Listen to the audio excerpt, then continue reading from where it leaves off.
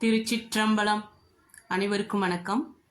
குழந்தையும் தெய்வமும் என்ற சேனல் வழியாக மீண்டும் உங்களை சந்திப்பதில் மகிழ்ச்சி அடைகிறேன். என்னுடைய பெயர் கஸ்தூரி வேலுச்சாமி. எனக்கு சொல்லின் செல்வி, இலக்கிய செம்மல், ஆன்மீக திலகம் என்ற சிறப்பு பெயரெல்லாம் கிடைத்திருக்கிறது.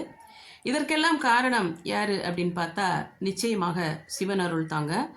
இந்த காணொளி வழியாக நான் உங்ககிட்ட பதிவிடுறது என்ன அப்படின்னா, என்னுடைய குருவாக, வழிகாட்டியாக, என் வாழ்க்கையில் மேன்மை தருகின்ற சிவனுடைய திருத்தலங்கள் பலவற்றிற்கு நான் சென்றிருக்கின்றேன். அவற்றை உங்களிடம் பகிர்வதில் பெரும் மகிழ்ச்சி அடைகிறேன். என்னுடைய இந்த காணொளியை பார்த்து லைக் பண்ணுங்கள், ஷேர் பண்ணுங்கள், சப்ஸ்கிரைப் பண்ணுங்கள். வாங்க எல்லோருமாக மீண்டும் திருத்தலங்களுக்கு செல்லலாம். ஊரும் திருத்தலத்தின் சுவாமியின் பெயரும். தெற்கிலிருந்து ராமேஸ்வரம் ராமலிங்கேஸ்வரர், மதுரை சொக்கேஸ்வரர், தஞ்சை பெரிய கோவில் பெருவுடையார், காளையார் கோயில் சொர்ணகாலீஸ்வரர், சந்திரமௌலீஸ்வரர், சோமசுந்தரர், திருப்புணவாசல் ஈசன், மானாமதுரை மீனாட்சி சுந்தரேஸ்வரர், காரைக்குடி நகர சுந்தரேஸ்வரர் கோயில், திருச்சிராப்பள்ளி தாயுமான சுவாமி கோவில், திருக்கண்டிகை தேனுபுரீஸ்வரர் கோவில், கும்பகோணம் ஆதி குபேரலிங்கேஸ்வரர், அகத்தியம்பள்ளி அகத்தீஸ்வரர், திரு இன்னம்பர்நாதர், திருவேலிமிழலை வீலிநாதர், திருமறைக்காடு வேதாரணேஸ்வரர், திருவாமூர் ஈஸ்வரர், தில்லை நடராஜ பெருமான், சீர்காழி பிரம்மபுரீஸ்வரர், திருவிடைமருதூர் மகாலிங்கேஸ்வரர், திருவாவடுதுறை மாசிலாமணீஸ்வரர், திருச்சேரை சாரா பரமேஸ்வரர், அவினாசி லிங்கேஸ்வரர், திருவையாறு ஐயாரப்ப ஈஸ்வரன், திருநல்லூர் காயாவர்ணேஸ்வரர், திருமுருகப்பூண்டி ஈஸ்வரன், கோவை கொடுவாய் ஈஸ்வரன், ஷியாமலாபுர ஈஸ்வரன் கோயில்,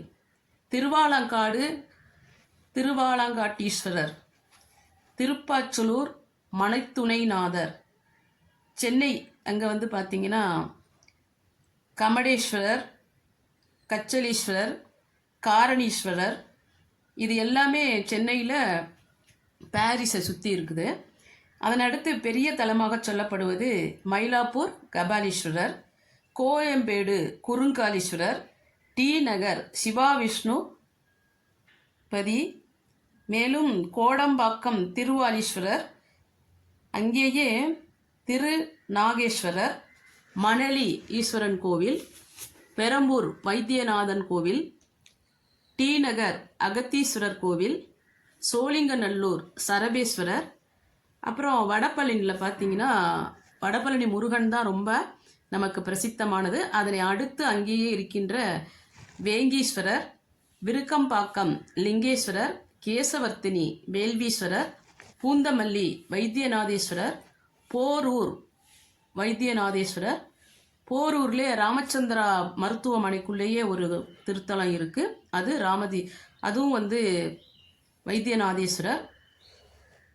கோவூர் சுந்தரேஸ்வரர், தாம்பரம் மலைக்கோயில் ஈஸ்வரன் கோயில், திரிசூலம் பிரம்மபுரீஸ்வரர், மாடம்பாக்கம் தேனுபுரீஸ்வரர், பொலிச்சலூர் வைத்தியநாதேஸ்வரர், சானிட்டோரியம் வைத்தியநாதீஸ்வரர், திருவற்றியூர் புற்றிடம் கொண்ட ஈசன், மேலும் திருமுல்லைவாயில் மாசிலாமணீஸ்வரர், கொளப்பாக்கம் சோழீஸ்வரர், குன்றத்தூர் நாகலிங்கேஸ்வரர், மாங்காடு வெள்ளீஸ்வரர். அதனைத் தொடர்ந்து சென்னையிலே நிறைய திருத்தலங்கள் பார்க்க வேண்டியது இருக்குதுங்க. திருமலிசை ஒத்தாண்டேஸ்வரர், போரூர் ஏரிக்கரையில் இருக்கிற ஆதி குபேர ஜலகண்டேஸ்வரர், ஐயப்பன் தாங்கல் காசி விஸ்வநாதேஸ்வரர், கடம்பத்தூர் முக்தீஸ்வரர். கடம்பத்தூர் திருநின்ற ஊர் செல்கிற வழி, அதாவது திருத்தணி மலை செல்கின்ற வழித்தடத்திலே அந்த கடம்பத்தூர் இருக்கிறது. காஞ்சி ஏகாம்பரேஸ்வரர், ஓணகாந்தன் தலீஸ்வரர், கைலாசநாதேஸ்வரர், வழக்கற்றீஸ்வரர் இதெல்லாம் காஞ்சி மாநகரிலே நான் பார்த்த கோவில்கள். திருவண்ணாமலை அருணாச்சலேஸ்வரர், அப்புறம் திருவண்ணாமலை திருத்தலத்தை சுற்றி இருக்கின்ற இந்திரலிங்கம், நிருத்தலிங்கம், யமலிங்கம், குபேரலிங்கம் அதெல்லாம் இருக்கு பாருங்க. அந்த 7 லிங்கம் தான் நான் வந்து தரிசனம் பண்ணியிருக்கேன். நான் போகிற நேரமெல்லாம் இரவு ஆகிவிடுவதால் ஈசான லிங்கத்தை நான் இதுவரை தரிசிக்கவில்லை. இறைவன் அதற்கும் அருள் புரிய வேண்டும். அப்புறம் திருவான்மியூர் மருந்தீஸ்வரர்,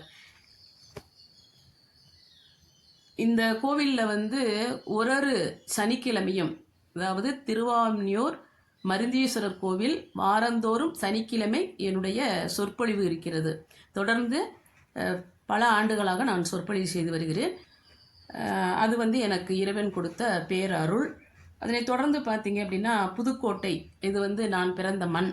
அந்த புதுக்கோட்டையில் இருந்த கோவில்கள் அப்படின்னு பார்த்தா திருவேங்கை வாசல் வேங்கீஸ்வரர், திருக்கோகர்ணம் கோகர்ணேஸ்வரர், பேரையூர் நாகலிங்கேஸ்வரர், கந்தவக்கோட்டை ஆத்மலிங்கேஸ்வரர், இலுப்பூர் ஹம்சத்வனீஸ்வரர், அன்னவாசல் தர்மபுரீஸ்வரர், குடுமியான்மலை சிகாகிரீஸ்வரர், நெடுங்குடி கைலாசநாதர், வேந்தன்பட்டி ஆத்மநாதலிங்கேஸ்வரர், ஆலங்குடி தர்மபுரீஸ்வரர், திருச்சிற்றம்பலம் ஈஸ்வரர், திருத்துறைப்பூண்டியிலும் அங்கே ஒரு ஈஸ்வரன் கோவில், திருப்பெருந்துறை ஆத்மநாத சுவாமி, திருவரங்குளம் அரங்குலலிங்கம், அப்புறம் வேதனாகி உடனுரை சாந்தநாதீஸ்வரர். இது இல்லாமல் நான் வந்து வடக்கில் ஒரு முறை சென்றிருந்த பொழுது ஒரிசாவில் ஒரு சிவன் கோவிலுக்கு சென்றிருக்கிறேன். அது வந்து முருகா மந்திர் அப்படின்னு சொல்லுவாங்க. முருகா கிடையாது, முருக்கா, அந்த இடத்து பேர் முருகா மந்திர். சிவமே வந்து பெரிய அளவில் அங்கே வந்து நாமளே போய் அங்கே பூஜை பண்ணலாம் உள்ளே போய். அது மாதிரியான ஒரு திருத்தலம், அதுக்கும் நான் போயிருக்கிறேன். இதில் வந்து குறிப்பாக சொல்லணும் அப்படின்னா மருந்தீஸ்வரர் கோவிலில் ஒரு வாரமும் என்னுடைய சொற்பொழிவு நடக்குது. அது இறைவனுடைய பேரருள் அப்படின்னு முன்னமே சொன்னேன். அதே போல் பார்த்தீங்கன்னா திருப்பெருந்துறை ஆத்மநாத சுவாமி, அதில் என்ன பெருமை, என்னுடைய மாவட்டத்தில் அந்த மாதிரியான ஒரு ஊரில் நான் பிறக்கிறதுக்கு நான் ரொம்பவும் கொடுத்து வச்சுருக்கணும்னு சொல்லணும். ஏன்னா திருப்பெருந்துறை என்று சொல்லக்கூடிய ஆவுடையார் கோவிலில் தான் இறைவன் குருந்த மரத்தின் அடியில் குருவாக அமர்ந்து மாணிக்க வாசகருக்கு அருள் புரிந்த திருத்தலம். பார்க்க வேண்டிய திருத்தலம். முடிந்தவரை நாம் வந்து வாழ்நாளில் ஒரு முறையாதும் செல்லக்கூடிய ஒரு திருத்தலமாக காணப்படுகிறது. கோவில் மிகச் சிறப்பாக இருக்கும், போய் பாருங்கள். அப்புறம் என்னென்னா இந்த வேதனாகி உடனாய சாந்தநாதேஸ்வரர்னு சொல்கிறேன் இல்லையா, வேதனாகி உடனுடைய சாந்தநாதேஸ்வரர், நான் பிறந்த மண்ணிலிருந்து வீட்டிலிருந்து அருள்பாலிக்கின்ற வேதனாகி உடனுரை சாந்தநாதேஸ்வரர். இவர் தாங்க எனக்கு வந்து முழு முதலாக என்னை என்ன சொல்லணும், பெரிய வார்த்தையெல்லாம் சொல்ல முடியாது, இருந்தாலும் ஆட்கொண்டார் அப்படின்னு சொல்லலாம். எனக்கு வந்து சைவத்தை அறிவதற்கும் சைவ வழி செல்வதற்கும் சைவ சொற்பொழிவு பல இடங்களில் நான் செய்வதற்கும் உறுதுணையாக ஊன்றுகோலாக என்னோடு இருந்து என்னை காத்து வருகின்ற, நான் பிறந்த மண்ணிலிருந்து வீற்றிருந்து அருள்பாலிக்கின்ற வேதனாகி உடனுரை சாந்தநாதேஸ்வரர். இந்த திருக்கோவில் எல்லாமே நான் போய் பார்ப்பேனா அப்படின்னு நான் ரொம்பவும் பிரயத்தனப்பட்டிருக்கேன். அதற்கெல்லாம் இறைவன் அருள் புரிந்திருக்கிறார். மேலும் கூட பெங்களூரில் இருக்கின்ற ஏர்போர்ட் வழியாக செல்கிறப்போ ஒரு திருத்தலம் இருக்குது. அது அங்கே இருக்கிறதுனால எனக்கு சரியாக அதனுடைய பெயர் தெரியவில்லை. ஆனால் 65 அடி உயரம் உள்ள ஒரு சிவனுடைய சிலாரூபம் இருக்கும். மாலை நேரத்தில் ஆரத்தி காட்டுவாங்க. அது கண்ணுக்கு மிகவும் இனிமையாக இறைவனுடைய அருள் முழுமையாக நமக்கு கிடைக்கும்படியான ஒரு திருத்தலமாக அது காணப்படுகிறது. அந்த திருத்தலத்துக்கும் நான் போயிருக்கிறேன். இதையெல்லாம் உங்கள்கிட்ட பகிர்ந்து கொண்டதில் எனக்கு பெரிய மகிழ்ச்சி. முடிந்த வரையும் நம்ம வந்து எதுக்கோ செலவு பண்ணுறோம் இல்லையா, வருடத்தில் ஒரு முறையாவதும் இப்படி திருத்தலங்களுக்கு செல்லக்கூடிய நாட்களையும் நாம் தேர்ந்தெடுக்க வேண்டும். குழந்தையிலிருந்தே எல்லோருக்குமாக இந்த இறை வழிபாட்டினை நாம் புகட்ட வேண்டும். பல இடங்களில் பார்த்திருக்கின்றேன். வயதானவர்கள் மட்டுமே இறையருள் பெற்றவர்கள் என்ற மாதிரியான பேச்சும் செயல்பாடும் இருக்கிறது. அப்படி அல்ல. குழந்தையிலிருந்தே நாம் வந்து அவர்களுக்கு கற்றுக் கொடுக்க வேண்டும். அது நம்மளுடைய கடமையும் கூட. ஆன்மீகம் வேறு, இறைபக்தி வேறு அப்படின்லாம் சொல்கிறாங்க. இறைபக்தி என்பது நம்ம அன்றாட வாழ்க்கையில் எல்லோருமே செய்யக்கூடிய ஒன்று. ஆனால் ஆன்மீகம் என்றால் அதற்கான தனியாக நேரம் காலம் எடுத்து அதிலேயே மூழ்கி கொண்டிருப்பவர்கள். அதாவது சிவன் அடியார்கள் கூட்டத்தில் இருக்க வேண்டும் என்று மாணிக்கவாசகர் கேட்டுக்கொண்டதன் பேரில் இறைவனிடம் அப்படி தான் கேட்பார். சிவனடியார் கூட்டத்திலே நான் இருக்கணும் அப்படின்னு கேட்பார் அவர். உத்தரகோசமங்கை பதிகத்தில் பார்த்தீங்கன்னா. ஏன் அப்படின்னா நாம் எங்கே போகிறோமோ அதில் தான் நம்மளுடைய சிந்தை செல்லும்.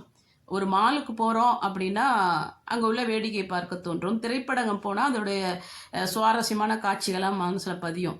ஆனால் திருக்கூட்டத்திற்கு நடுவில் இருக்கிற போது சிவசிந்தனை மட்டுமே தான் இருக்கும்.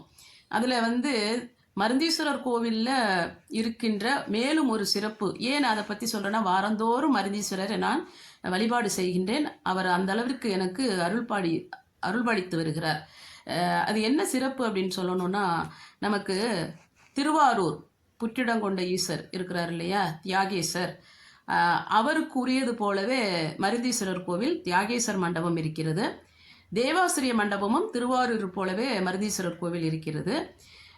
திருவாரூரில் இருக்கின்ற தேவாசிரிய மண்டபத்தில் எப்பொழுதாவது நிகழ்ச்சி நடக்கலாம். ஆனால் மருந்தீஸ்வரர் கோவில் இருக்கின்ற தேவாசிரிய மண்டபத்தில் 25 வருடங்களாக 365 நாட்களும் தினந்தோறும் சொற்பொழிவு நடந்து கொண்டு வருகிறது. பெருவாரியான மக்கள் வருகிறார்கள்.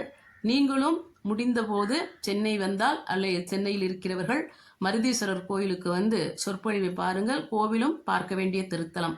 ஆக இப்படியாக இறைவன் இவற்றையெல்லாம் உங்களிடம் பகிர்ந்து கொள்ளும் அளவிற்கு இறைவன் வந்து எனக்கு அருள்பாலித்திருக்கிறார் என்றுதான் சொல்ல வேண்டும். என்னுடைய சேனல் குழந்தையும் தெய்வமும் தொடர்ந்து எனக்கு நல்ல ஆதரவு தந்து கொண்டிருக்கிற அனைத்து நல்லுள்ளங்களுக்கும் நன்றியை தெரிவித்துக் கொள்கிறேன். தொடர்ந்து ஆதரவு கொடுங்கள். பெரிய வீடியோக்களாக நான் வந்து போடணும் அப்படின்னு நினச்சி நிறைய பிரயத்தனப்பட்டு செய்துக்கிட்டு இருக்கிறேன். அது இப்போ நான் சொன்ன இந்த திருத்தலங்களை பற்றிய வரலாறுகளே, திருச்சரிதங்களே நிறைய இருக்கிறது. தொடர்ந்து அதை பற்றி நம்ம பார்க்கலாம். இறை அருள் எல்லோருக்கும் கிடைக்க வேண்டும். அதற்கான முயற்சியும் நாம் செய்ய வேண்டும். எப்பொழுதுமே இறைவன் அடியவர்களுக்கு பக்தி செல்கின்ற ஒவ்வொருவருக்கும் அருட்செய்து பயின்றவன். இறைவனை பொறுத்த வரைக்கும், சிவபெருமானை பொறுத்த வரைக்கும் அருட்செய்து பயின்றவன். அதுதான் அவருடைய திருப்பெயராக நாம் சொல்லலாம். அருள் செய்வதை மட்டுமே அவர் வந்து மேற்கொள்ளுகிறார். மேலும் நமக்காக இறங்கி வந்து அருள் பாலிக்கக்கூடியவர், அடியவருக்கு அடியராக வரக்கூடியவர். அவன் அருளாலே நாம் தாழ் வணங்கக்கூடிய அள்ளிப்பாழியும் நமக்கு அவர் செய்கின்றார். அதனால் நாம் வந்து தினந்தோறும் அவரை வணங்க வேண்டும். பல சான்றுகள் இருக்குதுங்க. சிவபெருமான் நம்மளை காத்து கொண்டு இருக்கிறார் என்பதற்கு பல சான்றுகள் சொல்லலாம். கல்லா பிழையும் கருதா பிழையும் நில்லா பிழையும் நினையா பிழையும் நின் திருவைந்தெழுத்தை கசுந்துருகி சொல்லா பிழையும் தொழா பிழையும் எல்லா பிழையும் பொறுத்தருள்வாய் கச்சி ஏகம்பனே அப்படின்னு பட்டினத்தார் சொல்லியிருப்பார் இல்லையா. நாம் வந்து இறைவனை வணங்கினாலும் வணங்காவிட்டாலும் அவர் நமக்கு அருள்பாலித்து கொண்டு தான் இருப்பார். மற்ற தாக்கங்களில் இருந்து, இப்போ நவகிரகங்கள்லாம் ஏதேதோ செய்யுது அப்படின்லாம் நம்ம சொல்கிறோம் இல்லையா, நம்மளை அந்தந்த காலகட்டத்தில் அந்த நேரங்களில் நம்மளை காக்கக்கூடிய பெரும் கருணை கொடையா வள்ளலாக இருக்கக்கூடியவர் சிவபெருமான். வற்றா இருப்பு சேர்ந்தறியா திருக்கரத்தான் என்றென்றைக்கும் பிரபஞ்சத்தை கட்டி காக்கக்கூடியவன். அதனால் சிவனை வணங்குங்கள். ஒருபோது நாம் வந்து அவருடைய அருளில் இருந்து குறைவு அப்படிங்கிறதே இருக்காது. அந்த மாதிரியான ஒரு அருளிப்பாடை செய்யக்கூடிய கருணை உள்ளம் மிக்க கருணாமூர்த்தியாக விளங்கக்கூடியவன் சிவபெருமான். எப்பொழுதுமே பாருங்கள், சோதனை செய்கிற போது தனியாக வருவார் அப்படின்னு நான் பல தடவை சொல்லியிருக்கேன். அதற்கு சான்று 61 திருவிளையாடலை பார்த்தீங்கன்னா தனியாக வந்து பைராகியாக, வேதியராக, இப்படியாக வந்து பலவாறாக சோதனை செய்வார். ஆனால் பாருங்கள், இறைவன் எப்பொழுதுமே அருளிப்பாடு செய்கிற போது சேர்ந்து அம்மையப்பராகத்தான் காட்சி கொடுப்பார். ஏன்னா உலகம் என்பது ஆணும் பெண்ணும் சேர்ந்தது என்ற வகையில் அவர் அப்படியான காட்சியை கொடுத்து நமக்கு உலக வாழ்க்கையை உய்த்து உணர்ந்து அவருடைய திருவடி சேர்வதற்கான வழிவகை செய்யக்கூடியவர். அதனால் நாமளும் குடும்பமாக இருந்து குழந்தைகளோடு நல்ல ஒரு வாழ்வை மேற்கொள்கிற போது இறை பக்தியையும் நாமும் மேற்கொண்டு குழந்தைகளுக்கும் புகட்டி எல்லா திருத்தலங்களுக்கும் முடிந்தவரை திருத்தலங்களுக்கு செல்ல பாருங்கள். அவரவர் இஷ்ட தெய்வம், குல தெய்வம், காவல் தெய்வம், எல்லை தெய்வம், இப்படி சிறு தெய்வங்களை வணங்குவது மிகவும் முக்கியம். அவற்றை விட தனித்திருக்கின்ற அம்பாள் திருச்சன்னதிகளுக்கும் செல்வது நமக்கு நல்லதொரு வாழ்வையை மேற்கொள்ளும்படியாக இருக்கும். இருந்தாலும் எல்லாவற்றிற்கான புறச்சமயமாக இருக்கட்டும், அல்லது நமது சமயத்தில், இந்து சமயத்தில் அறுவகை சமயம் இருக்கு இல்லையா, காணாபத்தியம் கணபதியை வழிபடுபவர்கள், அப்புறம் சாக்தம் அம்பாளை வழிபடுபவர்கள், வைணவம் இப்படி இருக்கு இல்லையா, எல்லாத்திற்குமே தலைமையாக விளங்கக்கூடிய சிவபெருமானுடைய அருளிப்பாடு எல்லோருக்கும் கிடைக்க வேண்டும் என்று வேண்டிக்கொண்டு, இத்துடன் இந்த காணொலி வழியாக உங்களை கண்டதற்கு நன்றி சொல்லி, என்னுடைய இந்த பதிவுக்கெல்லாம் லைக் பண்ணுங்கள், ஷேர் பண்ணுங்கள், சப்ஸ்கிரைப் பண்ணுங்க என்று உங்களுடைய மனமாற உங்களுடைய வாழ்த்துக்களை எதிர்பார்த்து நிகழ்ச்சி நிறைவு செய்கிறேன். நன்றி, வணக்கம். திருச்சிற்றம்பலம். தென்னாடுடைய சிவனே போற்றி, எந்நாட்டவர்க்கும் இறைவா போற்றி. நம சிவாய வாழ்க. திருச்சிற்றம்பலம்.